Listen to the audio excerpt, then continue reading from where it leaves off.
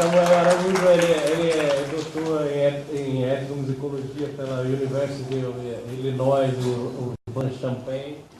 Ele foi aluno do Bruno Neto lá na Universidade de Urbana, de Illinois.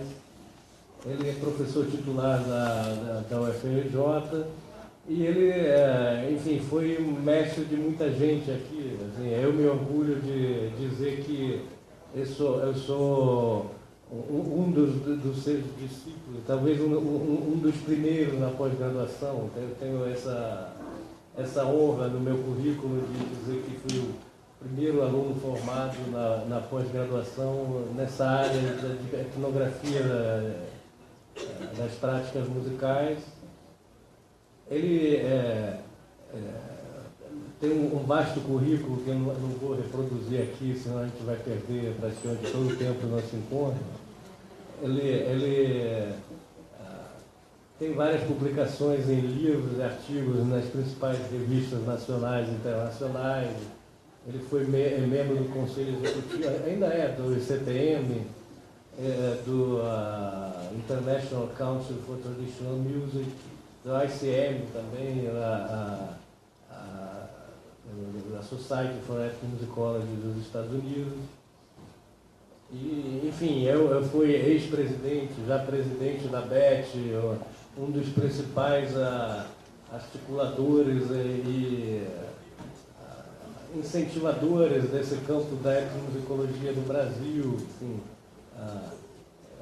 foi no encontro que o Samuel organizou aqui no Rio de Janeiro, no CTM em 2001, que foi criada a BET. Então, o papel dele foi fundamental nessa história. Então, nada mais justo do que a gente honrar aqui em casa, sendo esse encontro da BET aqui no Rio de Janeiro, um dos grandes mestres da etnomusicologia brasileira. Como eu disse, eu me orgulho de ter sido diretamente mestre. Assim. Então, a ideia é que essa plenária aqui seja um bate-papo mais aprofundado com o Samuel. Não vai ser uma entrevista, assim. Eu vou ter esse papel de puxar alguma conversa, mas a ideia é que seja aberta assim, a participação de todos. Então, eu não gostaria de fazer uma coisa muito formal, assim. Eu acho que tem um microfone à disposição, a gente começa uma conversa, quem quiser complementar, comentar, perguntar, enfim, fiquem à vontade e a gente tenta organizar isso da melhor maneira. Bom, dito isso, vamos a nossa atividade. Então, antes de mais nada, obrigado, Samuel, por aceitar esse convite. Eu começaria perguntando a você como que você vê a etnomusicologia hoje. Assim, é uma pergunta simples. Assim. Porque, né, eu vou tentar articular um pouco mais essa pergunta. Assim. Alguns anos atrás, o etnomusicólogo americano, o Timothy Rice, ele publicou um artigo com o título Ethnomusicology in Times of Trouble.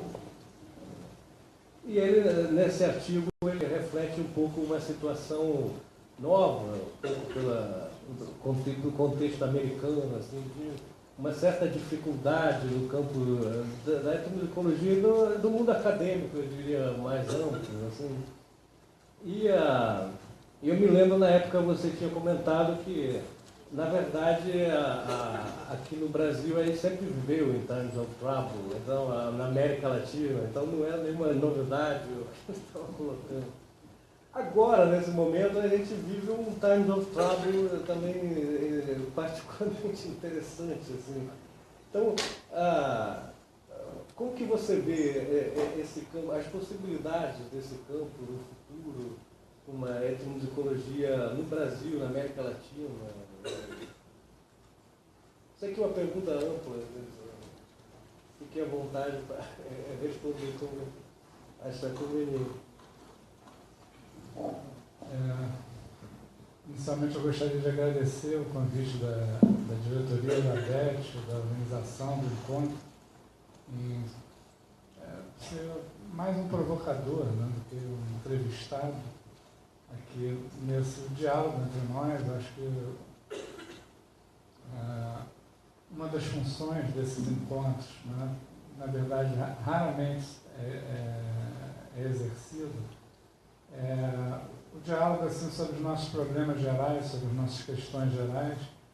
As discussões, às vezes, ficam muito atomizadas em torno dos temas, somente das mesas, ou os temas das comunicações, grupos de trabalho. E eu sempre acreditei que há uma necessidade de aproveitar esses momentos também para discutir grandes questões assim, conjunturais que afetam tudo isso que nós discutimos e que nós fazemos nos encontros. Então, muito obrigado por esse convite. Não sei se sou a melhor pessoa aqui nesse auditório para fazer isso. Vejo aqui vários rostos, né, de colegas que poderiam fazer isso muito melhor que eu. E eu queria começar assim, dizendo que é aterrorizador estar aqui numa conversa que supostamente nós temos que trazer, né, questões cadentes, tópicos sensíveis assim, à discussão de todos. Vou fazer um esforço nesse sentido. O primeiro deles é que eu imaginava um outro começo. O meu começo, em geral, nas minhas aulas, nas minhas atividades de pesquisa e extensão, aí já tem um ponto, talvez, para a nossa discussão aqui, né? Os meus projetos na universidade são registrados com essas duas entradas sempre, né? Pesquisa e extensão, né? Porque sendo uma ideia dos nossos projetos de produção de conhecimento no laboratório de etnomusicologia envolve esse diálogo tão intenso quanto possível com o saber produzido além muros, né, da universidade, das instituições acadêmicas. E eu havia imaginado um começo mais paulo freiano, aproveitando que hoje é a comemoração dos 20 anos de morte do Paulo Freire, né, exatamente hoje. Essa é uma semana cheia de datas assim, extremamente significativas. O 1º de maio, ontem, né, a partir de eventos acontecidos em Chicago, nos Estados Unidos, depois se tornando o Dia Internacional do Trabalho, dia 5 aniversário de Karl Marx, né, então outra data também, para mim particularmente, expressiva. E eu esperava começar com uma pergunta a vocês. Né? Alguém tem alguma notícia boa para me dar? Essa seria a minha primeira pergunta, face a esse quadro tão tenebroso que o Michel se insinuou na sua apresentação. Né? Esse episódio com o professor Timothy Rice, acho que ele sinaliza também uma das questões que já começaram a ser debatidas no encontro aqui da ABET, né? Tem permeado os encontros da ABET, e nesse já se faz presente desde o primeiro dia, que é essa questão de pensar o que é produzido, né, fora desse eixo, né, Europa, Estados Unidos, né?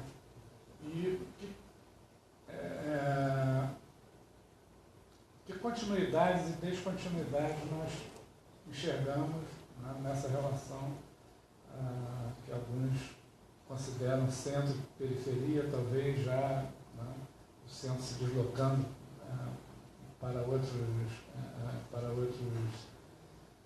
sítios de produção de conhecimento, e pelo menos é assim que eu vejo. Né, eu vejo cada vez mais o centro localizado no mundo outrora chamado de mundo colonial. Né? São essas as minhas principais referências hoje na etnomusicologia. A etnomusicologia produzida na Ásia, uma etnomusicologia extremamente potente, no continente africano, em vários pontos do continente africano, na Austrália, sobretudo, uma etnomusicologia militante, que inclusive dialoga com Paulo Freire desde os anos 70. Né?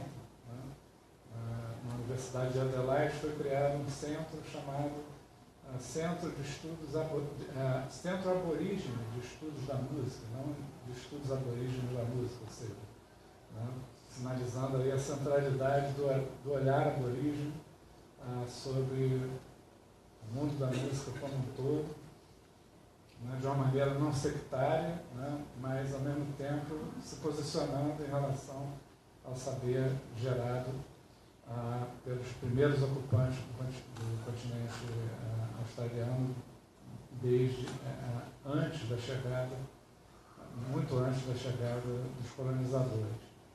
E essa questão, esse episódio do professor Rice foi bem interessante, porque ele é a primeira versão desse trabalho, Etnomusicologia em Tempos Problemáticos, em 2012, e assim que terminada a apresentação, eu fui a única pessoa a fazer perguntas. Um nome já extremamente conhecido, lançando seu livro na China, né? Meio Feel Your Soul, lançado em chinês, uma repercussão internacional, global, etc. E a minha pergunta foi mais ou menos essa que eu havia pensado em fazer a vocês. Né? Você pode me dizer quando não houve tempos problemáticos na humanidade? Né? Qual é o sentido de uma academia se nós não temos problemas, nós não temos questões? Né? E essas questões quase sempre são questões ligadas basicamente aos mesmos temas. Né? Acumulação, racismo, escravidão, misoginia, discriminações de todo tipo, violência, sobretudo violência física, violência epistêmica. E ele concordou comigo, muito assim, despretensiosamente. Ele disse, não, eu acho, inclusive, que hoje essa resposta tem que ser dada por outros atores, que não norte-americanos, que não europeus. Ele confessou à época, assim, está se sentindo inadequado como professor. Esse é um grande nome, né, da chamada etnomusicologia mundial, norte-americano, trabalhando numa instituição de altíssimo prestígio, Universidade da Califórnia, e me disse, assim, tete a tete, bate-papo como esse, que se sentia inadequado como professor de etnomusicologia. Esse que era olhado como uma espécie de norteador. Então, uma das pessoas que são convidadas a uma conversa como essa, para, de certa maneira, abrir questões, né, que sejam de interesse comum, grandes debates, etc. Se confessando inadequado do topo da sua carreira acadêmica. É um autor que é citado mundialmente, né, por autores do campo da etnomusicologia, sobretudo, e se confessando inadequado dentro desse campo do qual ele era visto como um dos principais protagonistas. Né. Esse é um tipo de problema, né, estamos falando em times of trouble, né. Aí depois ele também despretensiosamente disse que o título não tinha muito a ver com o fato de o mundo, né, não ser um mundo em eterno estado problemático, mas era mais uma homenagem ao Let It Be dos Beatles, a letra do Paul McCartney e John Lennon. Mas, então ele deu exemplos. Né? Eu tenho uma aluna, hoje ela é até professora da Universidade de Indiana, Rebecca Dirksen, que vai ao Haiti com uma bolsa de uma instituição prestigiosa de pesquisa norte-americana. E ela chega lá exatamente no momento em que o furacão atinge o Haiti, né, devastadoramente, e ela passa o tempo todo de bolsa de pesquisa, cozinhando e ajudando a reconstrução, né, dos lugares mais atingidos, que eram justamente o foco da sua pesquisa de campo. Então, ele estava sinalizando aí que os estudantes e as estudantes traziam a ele questões que a etnomusicologia, dada como hegemônica, dada como referência em 11 entre 10 trabalhos do campo, pelo mundo afora, não estou falando só dos Estados Unidos, o que ele sentia como uma inadequação, né, de um professor formado, né, dentro de uma outra perspectiva, de um outro tempo, face a demandas dos seus alunos e seus alunos, que estavam, de certa maneira, reivindicando uma entrada nesse campo. Né. E aí ele me perguntou como é que se faz um relatório de pesquisa em que a principal atividade não foi cantar, não foi fazer registros videográficos ou cadernos de campo, nada disso, mas fazer e servir comida, né, a uma população extremamente necessitada, né, e ajudar esse esforço de reconstrução de uma área devastada não só pelo que se supõe ser causa natural, mas também pela incúria de causas sociais bem palpáveis. Então, esse é o tipo de problema que eu acho que hoje não é mais localizado na periferia ou no centro, está em todo lugar. Né? Em 2014, fui convidado a dar um curso durante 3 meses na Universidade de Chicago. Né? Inicialmente, me queriam lá como um especialista em América Latina. Eu falei, não, isso eu não vou fazer nem amarrado. Né? Eu queria dar um curso, por exemplo, sobre música e justiça social, né? E utilizando literatura do mundo inteiro, principalmente essa literatura que está emergindo desses locais que eram vistos como a periferia da etnomusicologia, né? Austrália, Brasil, né? Obviamente teria que usar mais textos em inglês, porque esse sempre foi o calcanhar de Aquiles da etnomusicologia dita central ou hegemônica. Né? Não ler nada em outra língua, absolutamente nada, né? A não ser de autores em tradição norte-americana, eu digo isso de experiência própria, né?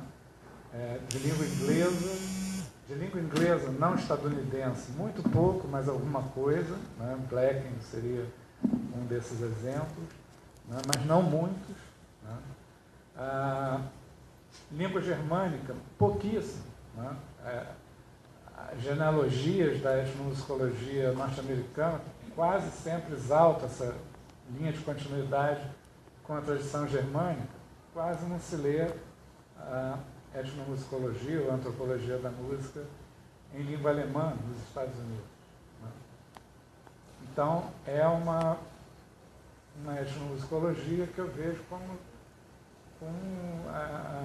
debilidades assim, bem marcantes. Né? Por exemplo, Paulo Freire, nosso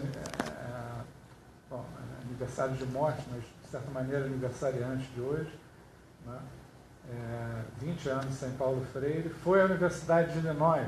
Eu aviso isso ao meu orientador, Bruno Neto, um grande nome da etnomusicologia, ele pergunta Paulo Who. Né? São coisas graves, né? Graves.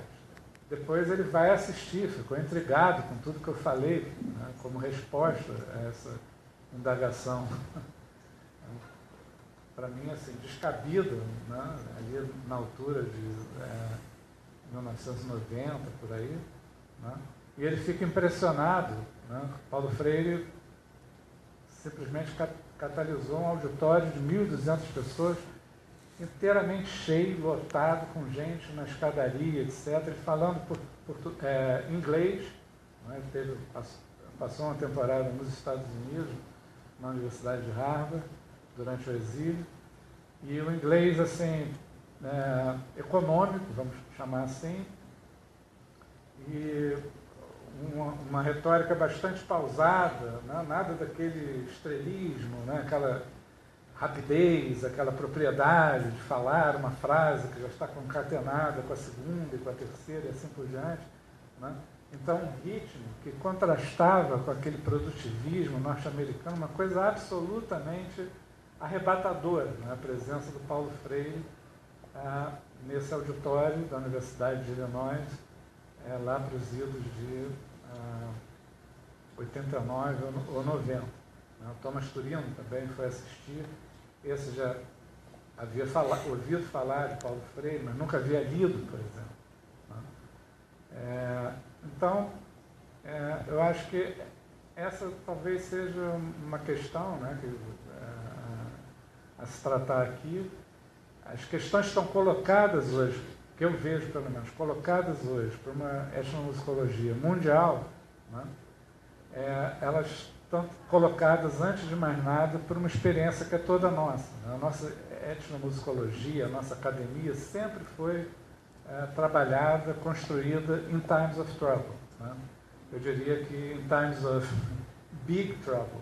Né?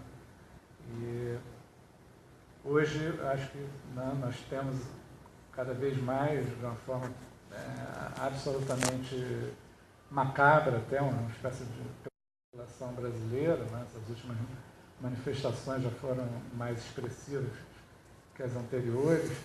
Aqui do Rio, né, deu uma batalha campal, que atiraram bombas em deputados estaduais, etc.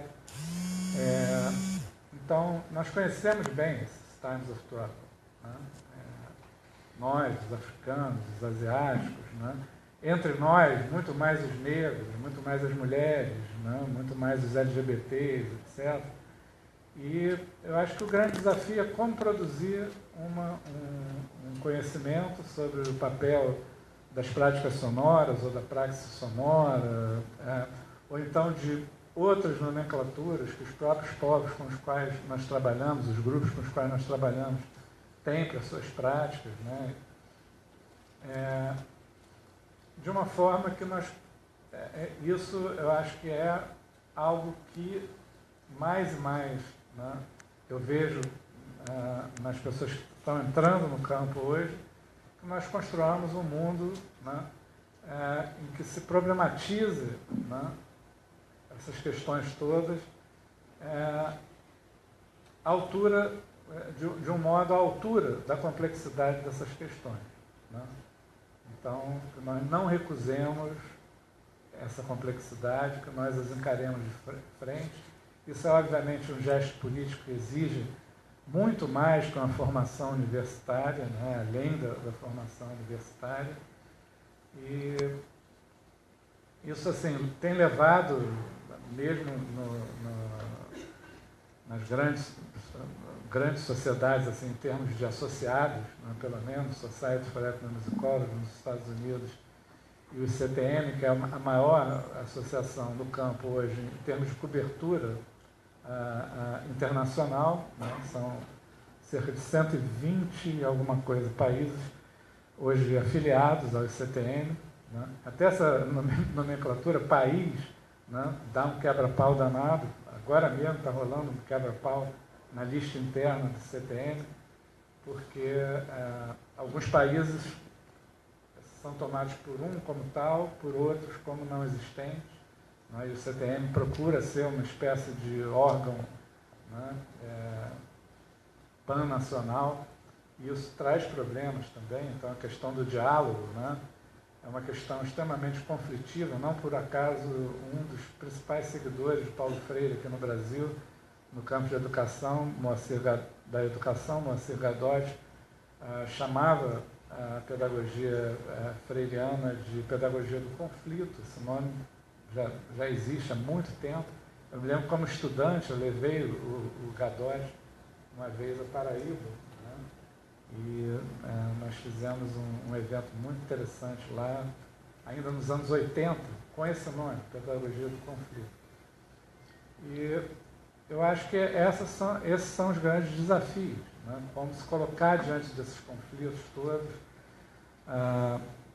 Não vou repisá-los aqui, tem escrito sobre isso, várias outras pessoas aqui também.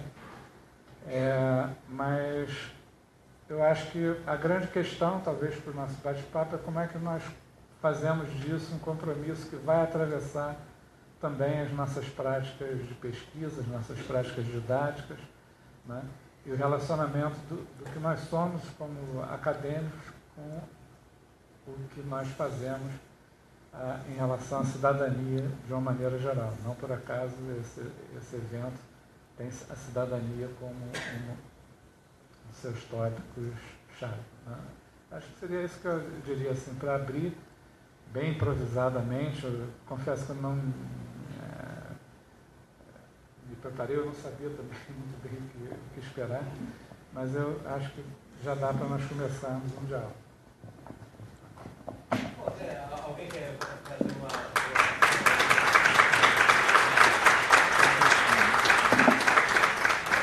Repito, a ideia não é que seja uma entrevista minha com Samuel. Eu só estou começando a puxar, a quebrar um pouco de gelo, assim, puxar a conversa. Mas a ideia é que todo mundo fale, enfim, na verdade uma roda de conversa. Assim. Então, eu acho que é bom aproveitar um momento que é exclusivo, digamos assim, a gente tem a oportunidade de todo mundo ter uma conversa com uma pessoa muito representativa da nossa área. Então, assim, quem quiser só levantar a mão, a gente vai... pronto, já atribuí uma função ao Ítalo, que está sentado aqui, ele vai levar o microfone. Bom, uma pergunta que tem a ver diretamente com essa, Samuel, seria que algumas pessoas já, nesses últimos tempos, têm colocado a você, isso que você faz hoje seria etnomusicologia. Como que você responderia a essa pergunta? Eu acho uma pergunta complicada, enfim, não de fácil resposta, assim, mas eu acho central, assim, inclusive considerando tudo isso que você acabou de falar, assim, às vezes assusta um pouco isso, né? As pessoas quase que têm uma recusa inicial, de não, mas isso não é etnomusicologia. Qual é a sua resposta, geralmente, a esse tipo de colocação? Eu queria que outras pessoas respondessem também, mas essa questão foi colocada dessa maneira pelo meu ex-orientador. Parece que eu saí com uma bronca terrível assim, do meu ex-orientador, ao contrário. Né? É uma pessoa que eu devo, né, a minha inserção nesse campo, né, conhecer esse campo, tal como as narrativas anglo-americanas o reconstroem. Sou muito grato a ele, né? O tenho como um amigo pessoal até hoje, né? Uma figura humana assim, de um comportamento absolutamente terno, exemplar, acolhedor, né?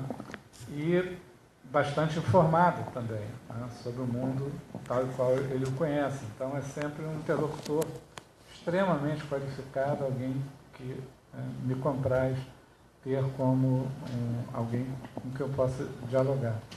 Mas ele perguntou num congresso em Portugal uma vez, quando perguntaram sobre essa proposta de etnomusicologia dialógica, etc., se isso ainda era etnomusicologia. Foi lá pelos idos de 2010, né?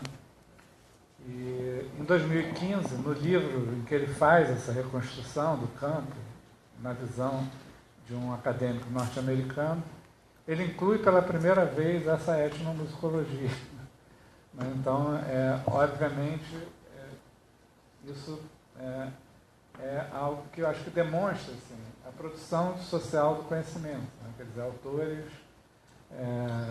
de referência, né? Mesmo autoridades, né? Tido como uns decanos da área, né? De certa maneira. Esse livro, o original é de 1983, né? O estudo da etnomusicologia, 29 temas, não sei o quê, foi sendo reeditado. Em 2015 chega a 33 temas.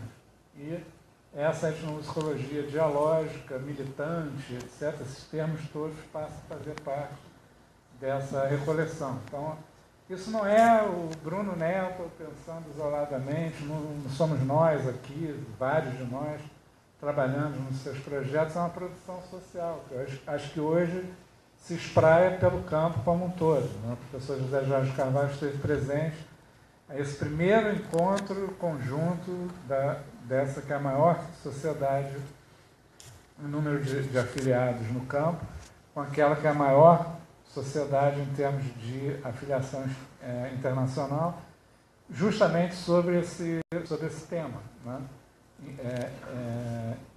Há um jogo de palavras aí, engaging, né? Tanto como engajando, mas também como engajada, né?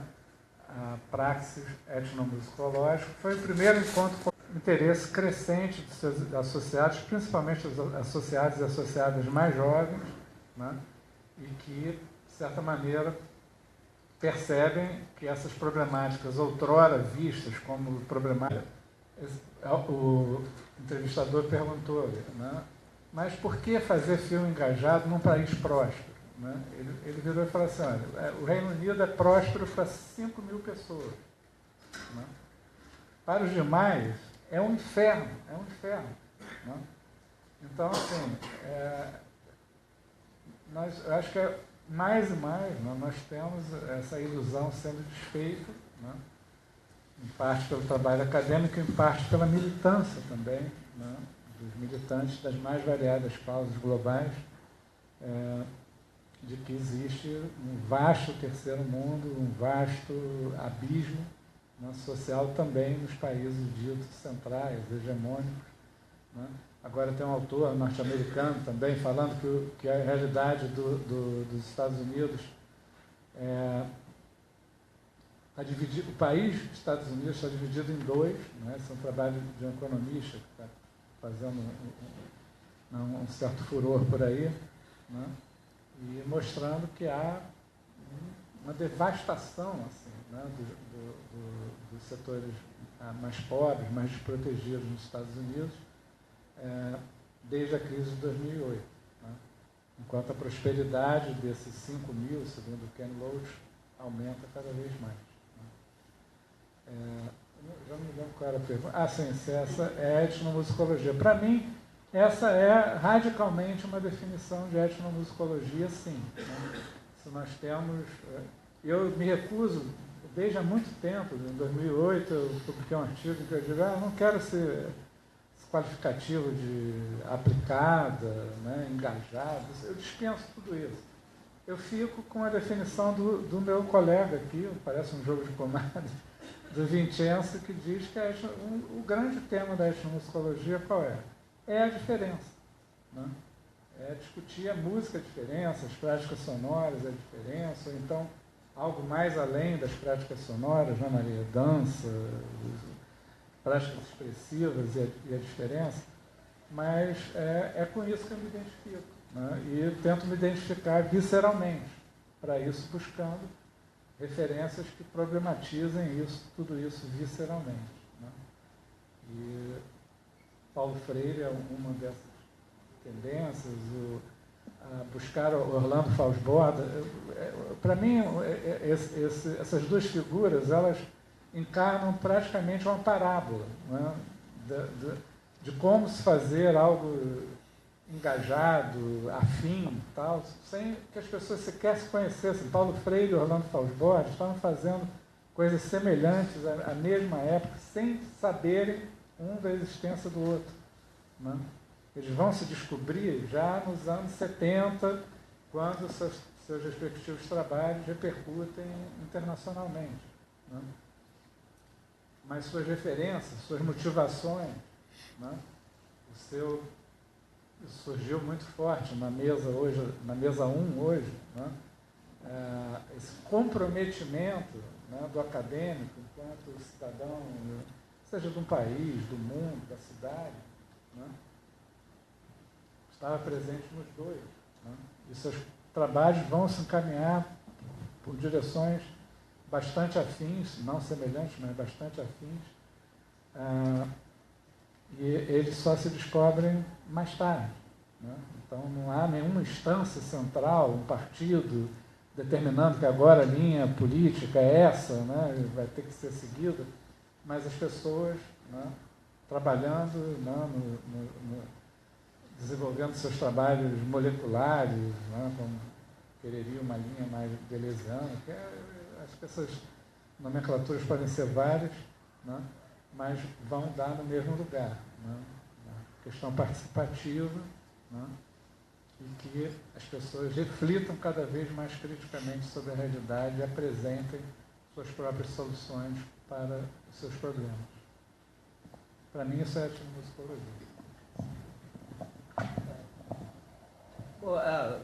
Tem uma pergunta, né? Tem mais uma?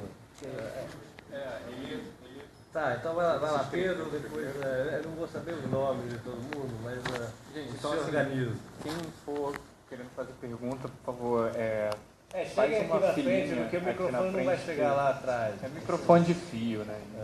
Eu vou ver se eu arrumo um pedestal para não ficar aqui servindo de pedestal. Aí, mas enquanto isso, eu formo uma filinha aqui, sei lá. Oi, gente, boa tarde. Eu me chamo Pedro, sou aluno do PPGM aqui da Unirio, orientando o Samuel.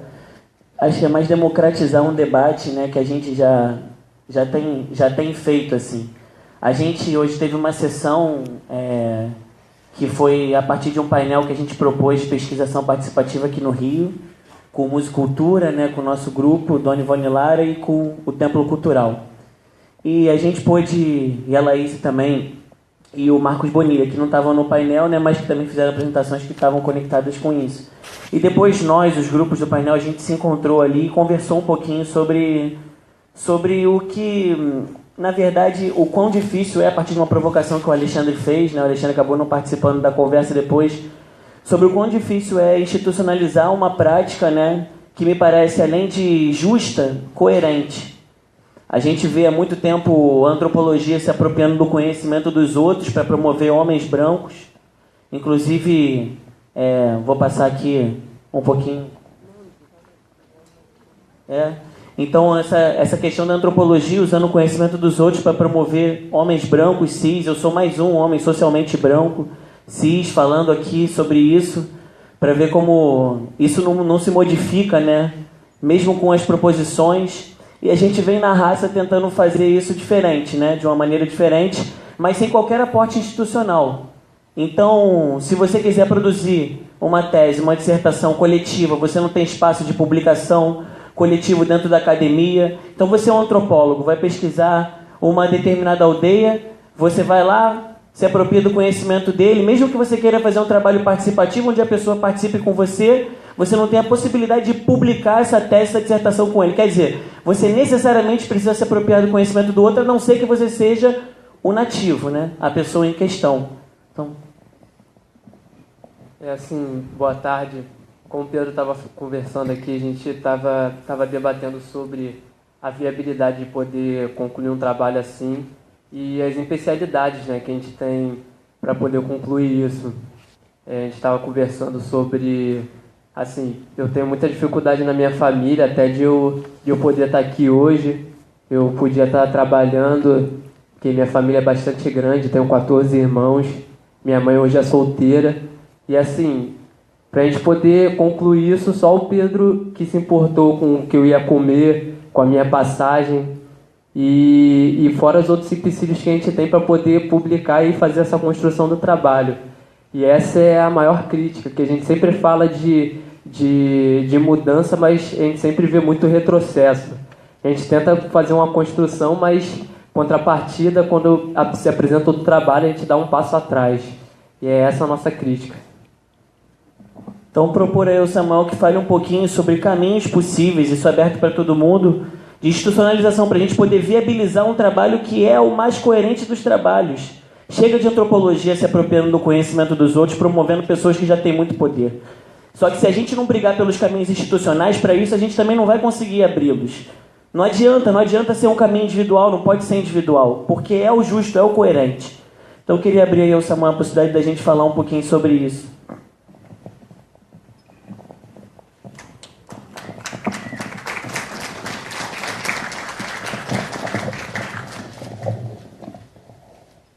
Eu acho que está aberto, né? Exatamente essa a razão de ser desse encontro, né? Universidade Brasileira, todos aqui, a maioria sabe disso, fez um esforço grande, né? E vários colegas aqui têm um papel protagônico em tudo isso, né? Lembro a participação do professor José Jorge também na luta pela implantação de cotas na Universidade Brasileira, hoje, felizmente, se alastrando, né? Mesmo contra a maré,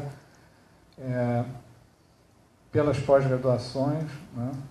A Universidade Federal do Rio de Janeiro, atrasada como sempre para variar, apenas 9% das suas pós-graduações até agora aderiram, né, ao sistema de cotas, mas significativamente o Museu Nacional, que tinha uma das posições mais retrógradas em relação às cotas, foi um dos primeiros programas de pós-graduação a adotar as cotas raciais como critério de seleção do seu programa, inclusive criando um curso, não sei se Zé Jorge está para um curso para, de certa maneira, dar apoio a estudantes que busquem ingresso pelas cotas, para ingresso num programa que até bem pouco tempo fazia provas com textos em francês, etc. Né? Então, seminários em que só se discutia textos em língua original, etc. etc. Né? Então, mais um exemplo assim, da força do poder que a sociedade tem de mudar as coisas. Agora, o poder que a sociedade tem de mudar as coisas é um poder também que é temido. Né? Ele é temido por forças, né, que volta e meia fazem tudo isso regredir. Né? Então, nós demos... eu costumo dizer, assim, numa alegoria, né, em aulas, às vezes, nós temos uma dívida social no Brasil, mais ou menos desse tamanho, e nessa janela de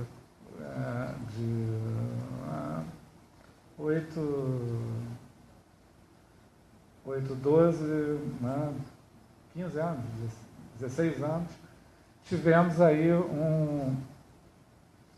uns avanços mais ou menos desse tamanho. Né? Isso eu não estou tirando da minha cabeça. Há estudos, por exemplo, das inversões do Ministério da Cultura, né, em cultura quilombola, cultura indígena, né, das favelas, etc., versus o financiamento público aos grandes eventos, grandes artistas, a cultura do espetáculo, etc.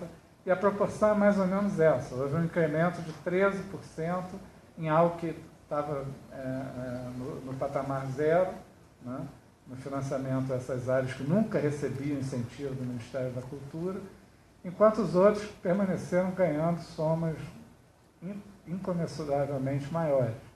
Né? Então, um pequeno avanço dentro de um quadro de dívida histórica imenso. Né?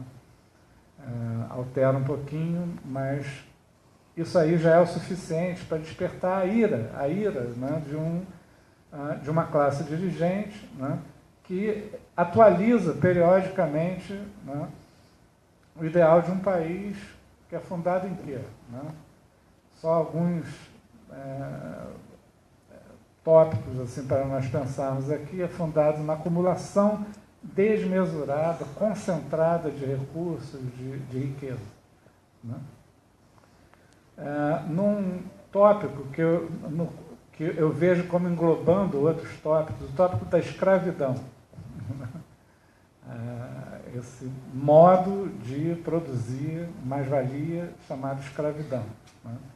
Que abrange o racismo, que atinge os negros, que abrange o racismo, que atinge os indígenas, né? Todas as populações não brancas, atinge também as mulheres. A questão misógina eu vejo sob essa clave também, da escravidão, na escravidão doméstica, está aí como um dos exemplos, e várias outras. Né? Também da agressão aos LGBTs, que desestabilizam, né, essa forma patriarcal de reprodução do poder. Né? E eu colocaria um terceiro elemento aqui, né, que minha resposta ainda a você, viu, Pedro? Né? que nós temos que lidar institucionalmente na universidade, né, para chegar a isso, né, a reverter tudo isso. E a violência. Né?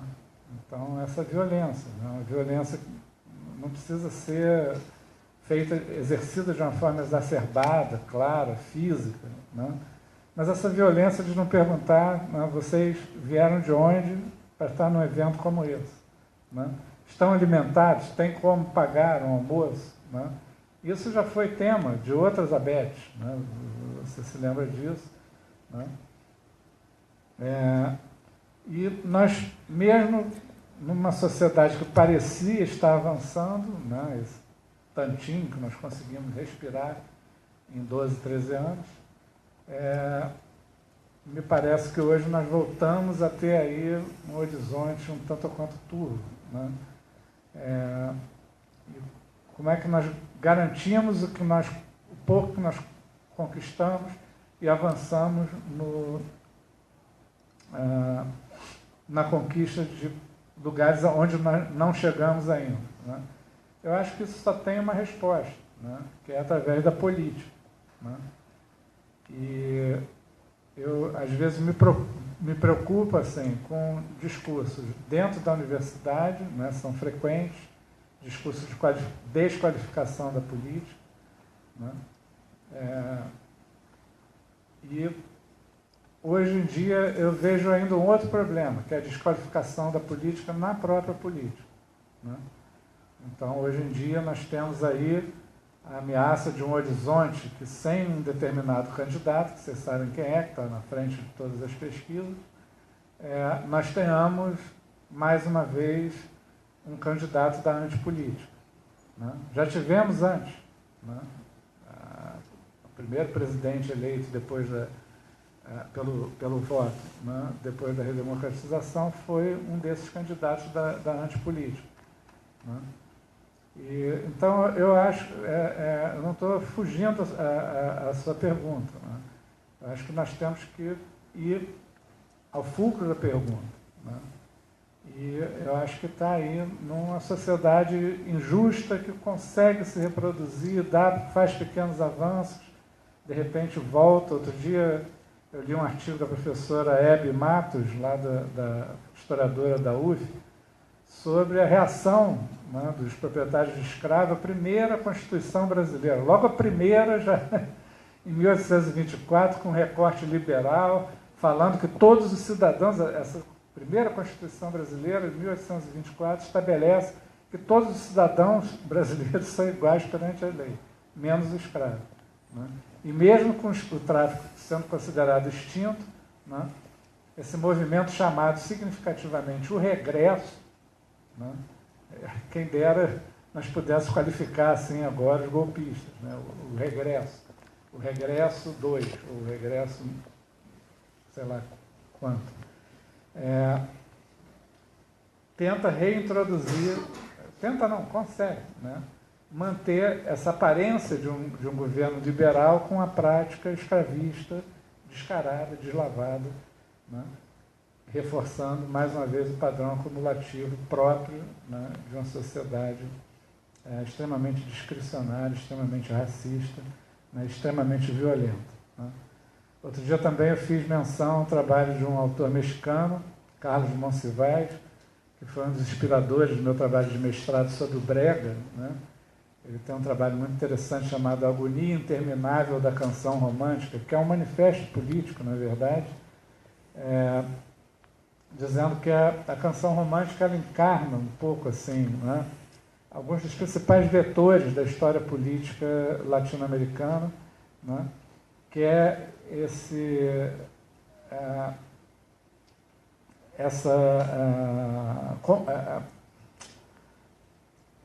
você fazer ao mesmo tempo a proposição de amor, né, matando o objeto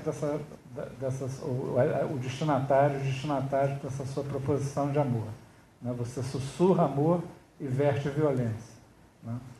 É um artigo extremamente pungente e que fala, a meu ver, assim, muito apropriadamente difusão da canção romântica, que ele chama de romantismo popular, né, pelas Américas. E isso, eu acho que, né, se traduz nisso aí, uma visão romântica de universidade. Agora, né, os membros do grupo de pesquisa, Dona Odete Lara, né, que se apresentou hoje aqui na primeira sessão, estão na universidade, né? Odete não, Ivone Lara, perdão, eu confundi as artistas. Dona Ivone Lara, estão aqui na universidade, que maravilha, né? Estão incluídos. Né? Essa é uma discussão, claro, para muitos aqui já é uma discussão redundante, mas que nós temos que continuar travando. Né? Só que agora eu temo que, sob condições ainda piores do que as que nós tínhamos no tempo em que nós podíamos avançar aquele tantinho. Né? Nós conseguimos, nesse espaço de tempo, nessa janela de tempo, né, que se nos abriu, inaugurar espaços de colaboração novos. Isso a gente pode olhar para o pessoal de Santa Catarina, a gente vê isso, do Rio Grande do Sul, todos os núcleos de etnomusicologia aqui presentes, Universidade Federal do Sul da Bahia, Federal da Bahia, né? Em todos esses núcleos, né, nós vemos uma etnomusicologia militante, uma musicologia compromissada, né, com as questões brasileiras, né, com essa dívida, né, abissal brasileira. Né? Mas eu acho que nós vamos entrar, né, eu sou bastante pessimista com relação a isso, num período de grande dificuldade. Né? Eu acho que uma das questões aqui é como, né, nós estamos pensando tudo isso. Quais são, colocar para fora como é que essas coisas já estão afetando as nossas práticas. Né? Então, na UFRJ, por exemplo, o que se conseguiu, nós tentamos várias frentes, trazer o Encontro de Saberes para a UFRJ, finalmente, tal. Emperrou, está emperrado, mas ainda continuamos lá, não, isso tem que acontecer em algum momento. Né? Tentamos abrir uma série voltada para fora da universidade, uma série de extensão, discutindo os grandes problemas brasileiros, tal, com nomes que atrairiam público. Né? Tem muitos pesquisadores da UFRJ que são intelectuais públicos, que falam para fora da universidade, pouquíssima gente. Né? Tivemos sucesso numa iniciativa, numa única iniciativa, aliás, um sucesso estrondoso, né? Com um curso de pós-graduação interdisciplinar oferecido a todos os cursos de pós-graduação da UFRJ, com temáticas transversais, e nós convidamos 3 ministrantes a cada aula, com visões de diferentes áreas de conhecimento, militantes também. Na primeira aula sobre origens, nós queríamos ter um xamã indígena, mas coincidiu com o ritual do Yancoá, do Enauenê Nauê, e o nosso convidado não pôde vir à última hora, mas teve a adesão de 200 alunos. Foi uma iniciativa inédita dentro da UFRJ. Né? Esses alunos e alunas já vêm com questões assim, que os próprios professores têm tido dificuldade de dar conta, né? Porque, de certa maneira, essas alunas e esses alunos já vêm com interesses interdisciplinares muito além das caixas estanques em que a universidade, de certa maneira, organiza a sua produção de conhecimento. Há muita retórica, né, sobre interdisciplinaridade, transdisciplinaridade, mas ela é pouco exercida em muitas universidades, principalmente nas mais conservadoras, como a UFRJ.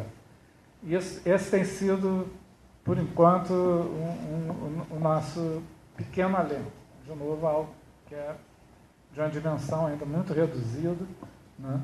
Mas para fazer esse curso, que aparentemente poderia contar com recursos de CAPES e CNPq, não sei o quê, isso está sendo feito assim, os professores estão trazendo comida para os alunos, etc., pela primeira vez. Né? essa questão se colocou para um grande número de professores das pós-graduações da universidade. Né? Então, assim, são processos lentos, mas eu vejo que a mobilização é a mobilização social que vai conseguir dobrar essas instâncias de resistência a tudo isso, resistência à mudança. Né? A Beth, eu acho que é um canal para isso, né? Mas eu abro aqui a outras pessoas que queiram se colocar, porque há muita experiência acumulada aqui nesse auditório. Tudo isso.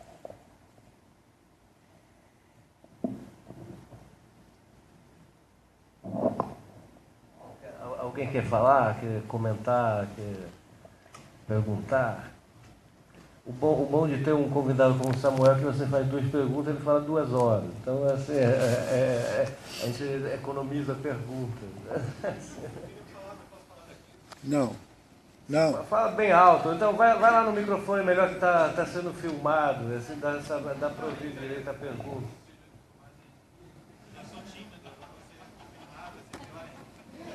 Então, o Gil vai esconder a câmera e você fala. Lastimado.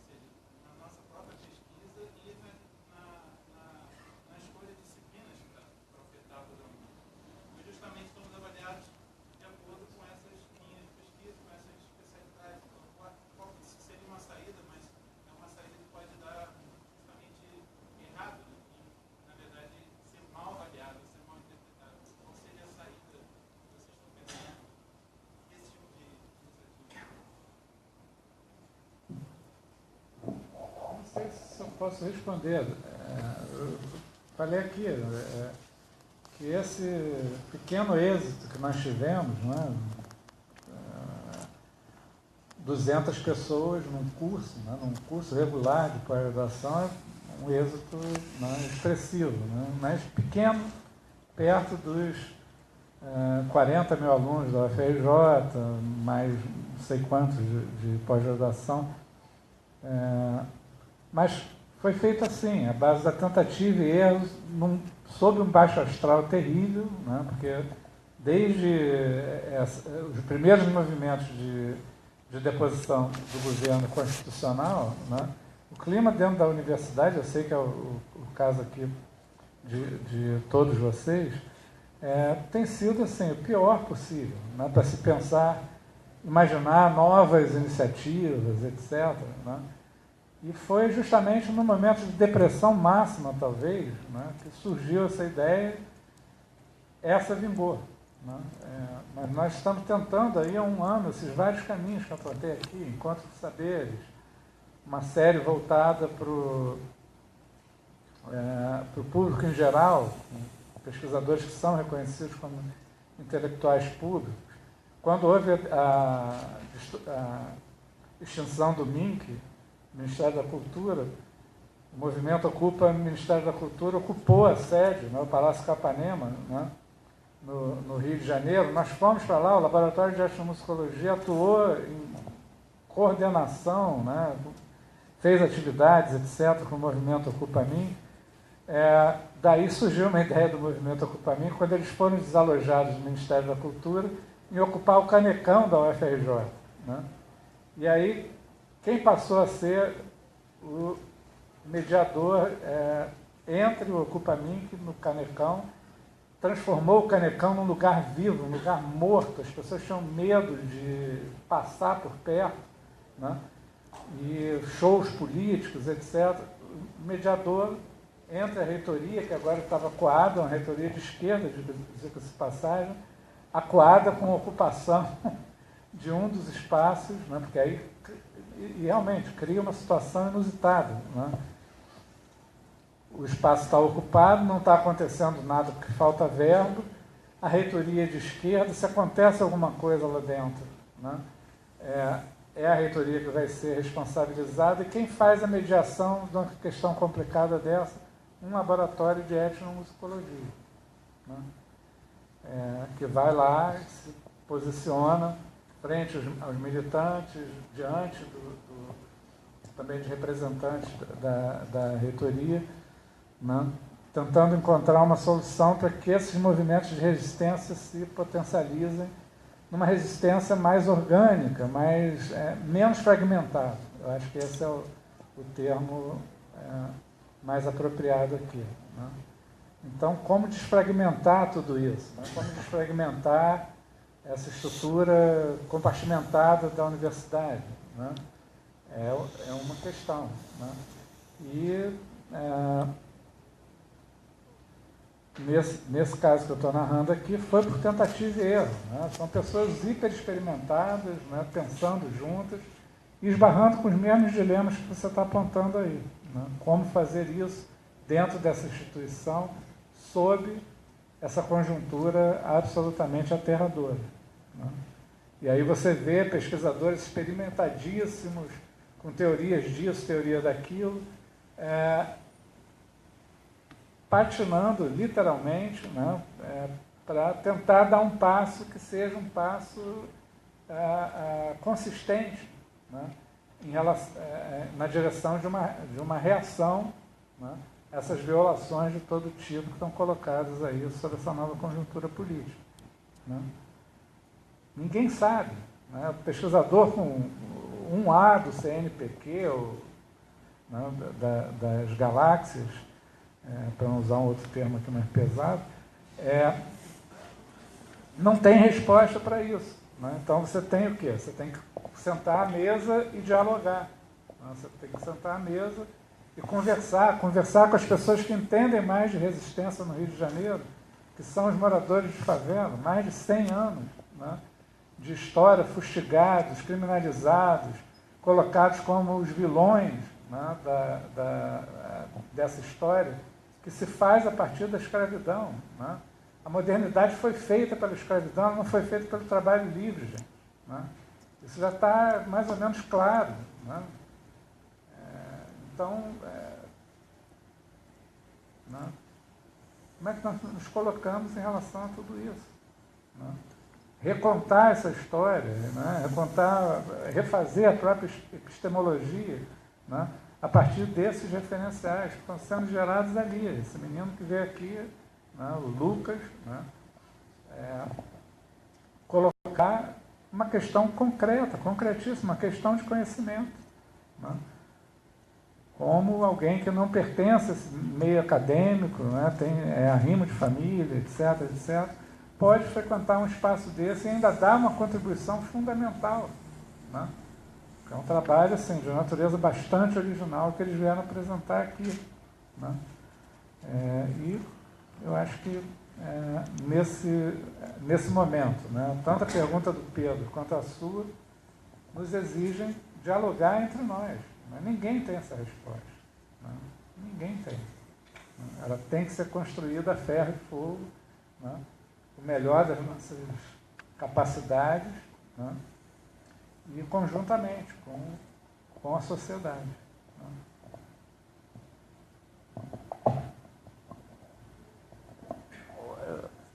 Eu acho que a gente teria tempo ainda para algumas perguntas, umas 2 perguntas. Alguém quer colocar alguma coisa? Você poderia vir aqui à frente, por favor?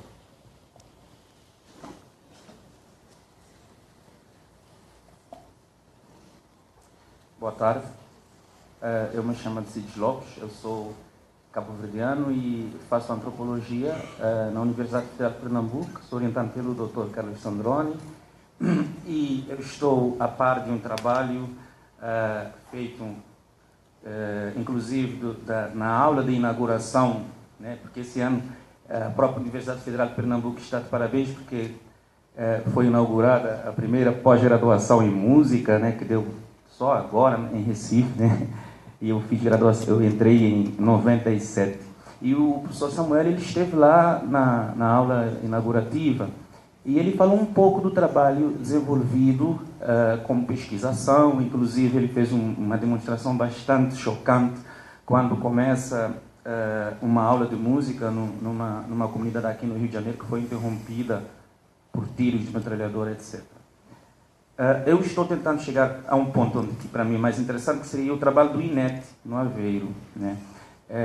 Como falamos em periferia e centro, e também gostaria que a gente pensasse um pouquinho além do Black Atlantic do Paul Gilroy. Outro dia eu li um texto sobre a desobediência epistemológica do Walter Mignolo, né, que me trouxe um bocado de coisa interessante, porque ele já é mais direcionado à questão latino-americana. Bom, esse tipo de trabalho que está sendo desenvolvido no Rio de Janeiro, vocês têm uma certa cooperação com o pessoal em Aveiro. Não sei como é que isso se deu. Eu estou falando isso por causa de uma comunidade de cabo-verdianos em Portugal, né, que mora numa região, hoje, né, uma área urbana de gênese ilegal, e lá essas comunidades realmente elas podem ser demolidas, né, não é como aqui no Brasil, lá realmente isso é fato de chegar e demolir e jogar todo mundo fora. E eles são emigrantes africanos, na maioria cabo-verdianos, que foram para essa área desde os anos 60, com a questão da descolonização e o remanejamento, etc. Então, ali, uma festa cabo-verdiana, que é baseada também na festa do São João, que se chama o Cola São João, Cola São João, lá virou patrimônio imaterial cultural português, né? E, de princípio, você vê isso meio contrastante, mas quando eu falei com a etnomusicóloga que fez o trabalho de mestrado, a Ana Flávia Lopes Miguel, inclusive, eu acho que eu tenho uma boa notícia, porque hoje é aniversário dela, né? Foi hoje que eu dei parabéns, eu vi, né? Bom, pode ter sido ontem, eu vi hoje no Facebook, ontem eu não consegui entrar.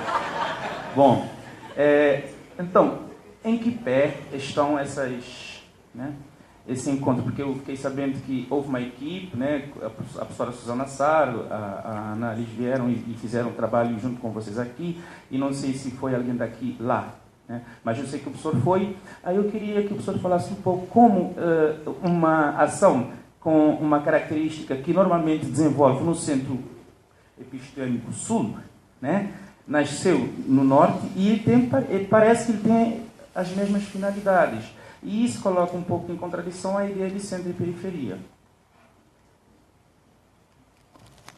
Bom, essa questão assim, podia dar também uma resposta bem longa, né? Vou tentar não fazer ela longa. Mas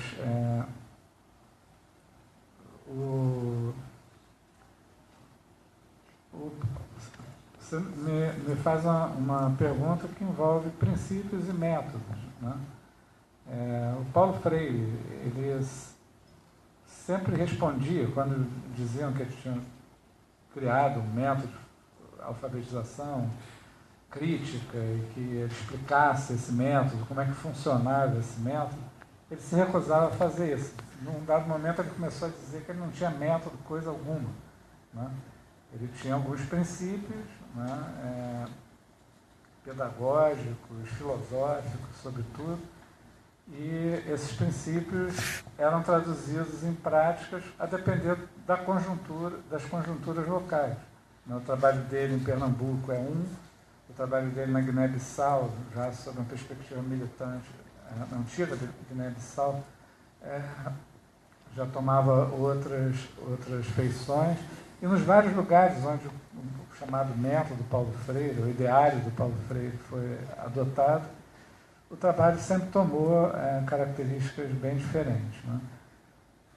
No caso de Portugal, desse trabalho que você está mencionando, ele é parte de um programa conjunto entre Portugal e Brasil, né, o chamado edital CAPES FCT, em que 2 unidades de investigação, de pesquisa, dos 2 países, Brasil e Portugal, apresentam 2 projetos que têm relação entre si. Né? No caso, o Grupo de Portugal tinha a intenção, né, e fez um investimento em se apropriar não só dos princípios, mas também do debate, eu prefiro chamar assim, do debate metodológico, né? O Musicultura também, não se arvora em dizer que tem um método fechado de trabalho, pelo contrário, até quando tem participantes em caráter rotativo, né? Embora todos e todas moradores da Maré, ele assume novas feições à medida em que novas integrantes acorrem ao núcleo de trabalho, né? E passa a desenvolver um trabalho por 1 ano e meio, 2 anos, alguns desde 2004, né? Participam do grupo. Então, lá em Portugal houve essa tentativa, né? Eu acho que falar sobre o que se logrou em Portugal, né, o que se conseguiu lá, em termos dessa apropriação, seria mais uma tarefa do grupo português, né? Mas nós tivemos, claro, muita interação, muitos debates, né? E realmente fica claro que você não tem a mesma situação. Nós trabalhamos aqui, no caso do trabalho da Maré, porque hoje o trabalho da Maré é apenas um, entre vários outros que ocorrem aqui no Rio de Janeiro. Mais 2 estavam representados na mesa de hoje à tarde, né? No trabalho da Maré, nós estamos falando de uma comunidade de cerca de 140 mil habitantes, 150 mil habitantes. Não há um cálculo preciso, né, da população lá. Enquanto que na Cova da Moura são 8 mil habitantes só, né? Uma única área da Maré já seria o equivalente da Cova da Moura, né? O caso dos migrantes portugueses. Então, você tem os migrantes cabo-verdianos falando uma língua pidgin, né? O crioulo, né? Entre si, né?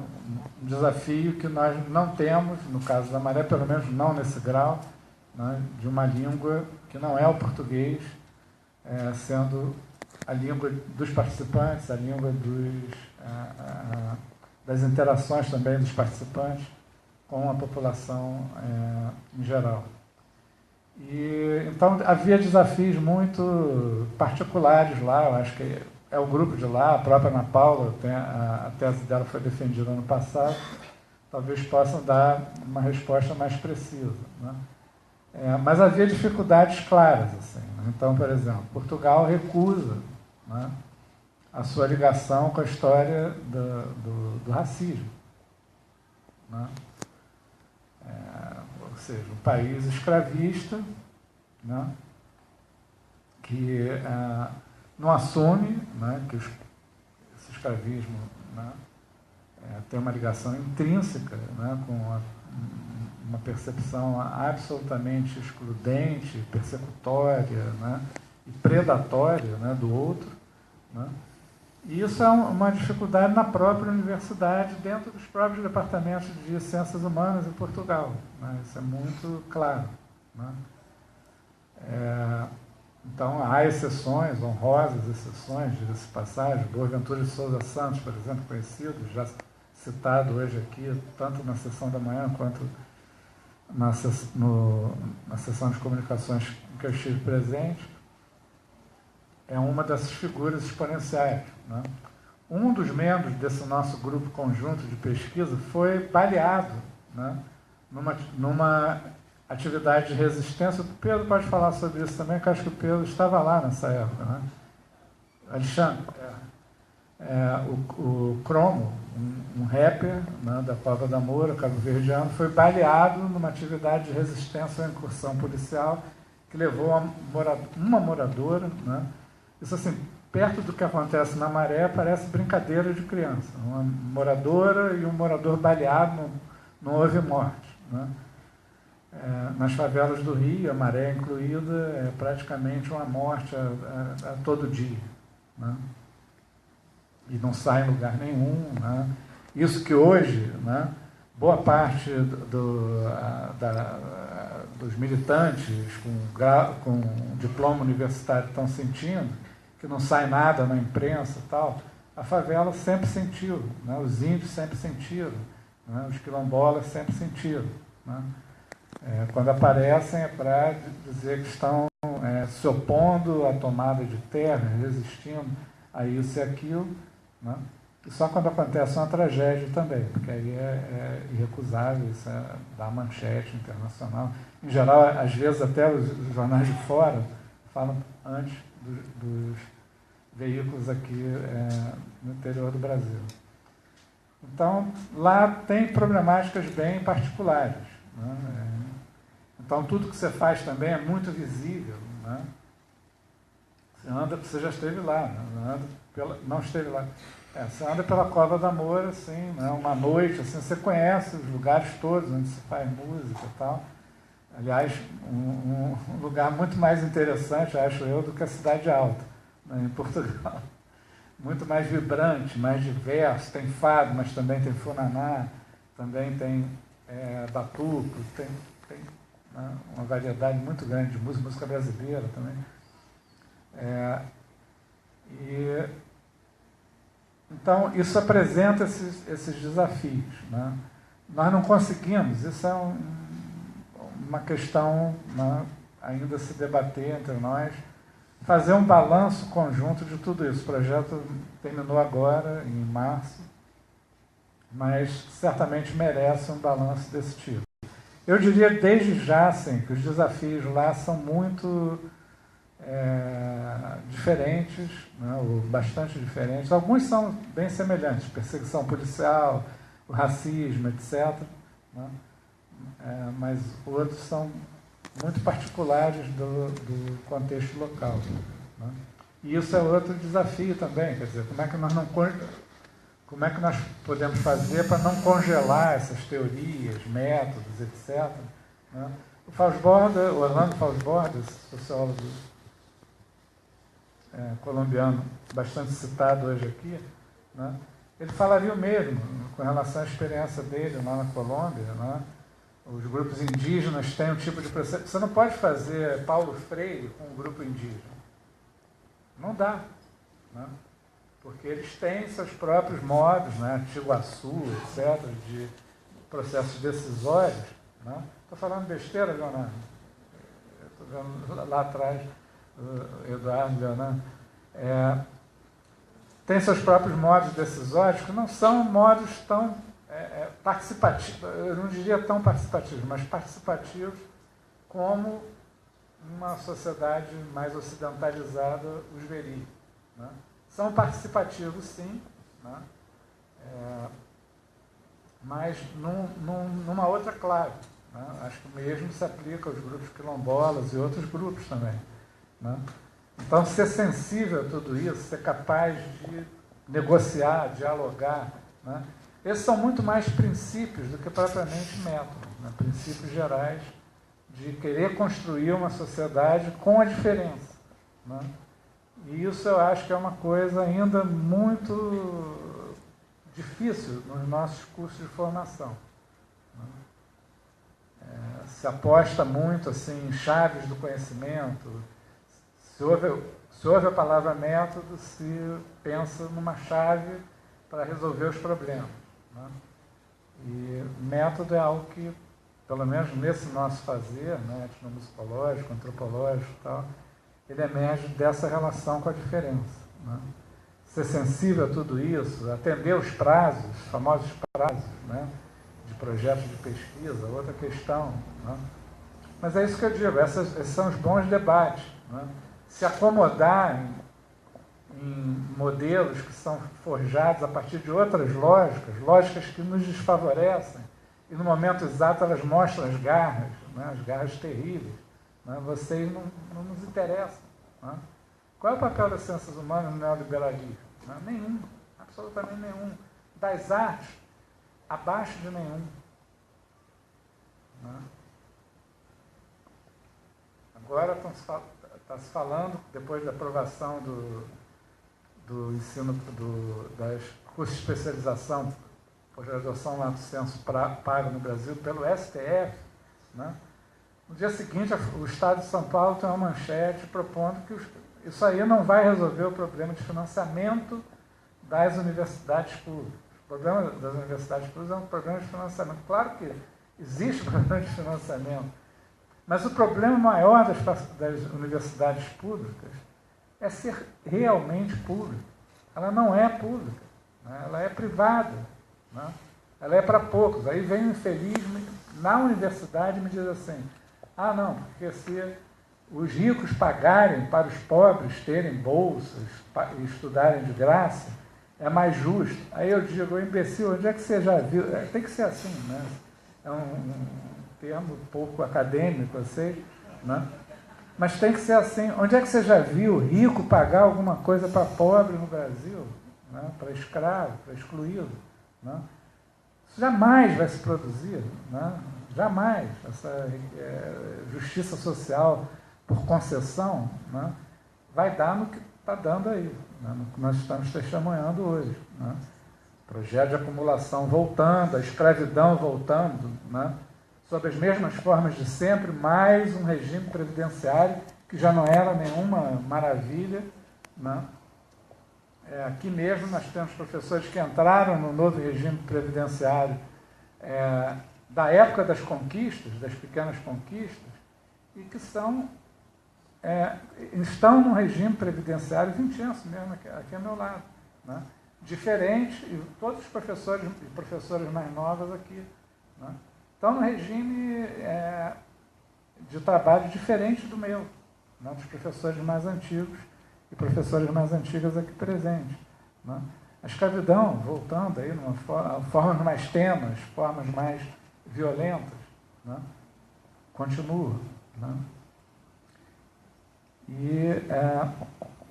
Então, eu acho que os colegas e as colegas portuguesas têm que, né, produzir balanços do que foi essa tentativa de apropriação do nosso...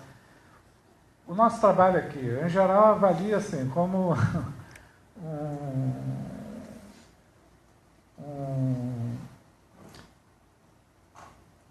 um êxito fracassado. Né? Assim, ele tem pequenos êxitos nas relações micropolíticas, mas na macropolítica, em geral, né, bem questionável, pelo menos questionável. Né? Houve momentos em que isso foi mais possível, esses momentos também se esgotaram rapidamente. Né? Eu, por exemplo, fui trabalhar em política pública num governo de aliança. Né? Durei menos de um ano. Né? Nesse menos de um ano, consegui algumas pequenas coisas, assim, né? Mas que no conjunto assim, não mudam grandes coisas. Né? Criam talvez pequenos referenciais, né? Mas tudo isso é muito questionável. Né? O que eu quero dizer é que essa construção é difícil, é muito difícil, difícil mesmo. Né? E nós temos que encontrar caminhos de cooperar. Né? Cooperar, tornar esses empreendimentos coletivos, uma associação pode ter ou não um papel positivo, né, nessa cooperação, nesse debate, nessa construção coletiva, para tornar a universidade pública, por exemplo, para tornar a universidade pública efetivamente pública. Muito, muito obrigado, Samuel. Eu infelizmente devo dar a notícia que o nosso tempo se esgotou, mas aproveito esse gancho do Samuel no final da fala dele, que no último dia do encontro a gente vai ter uma plenária como essa, uma roda de conversa, onde a princípio a gente convidou ex-presidentes da BET para falar da associação, essas questões de cidadania, participação, mas essa discussão ligada também ao associativismo, né? Qual é o nosso futuro, o que a gente quer para o campo da etnomusicologia, para uma associação acadêmica, etc, etc. Então a gente vai poder continuar essas conversas, acho fundamentais, no outro encontro plenário, que vai ser no último dia, se não me engano, nesse mesmo horário. Então, agora eu convido todos vocês a voltarmos ao IVL, lá onde foram as sessões de comunicações, para um coffee break e teremos depois uma apresentação, uma aula de dança afro com a Glade e depois uma roda de funk com o Mano Teco e os convidados dele. Então, vamos... Muito obrigado, Samuel.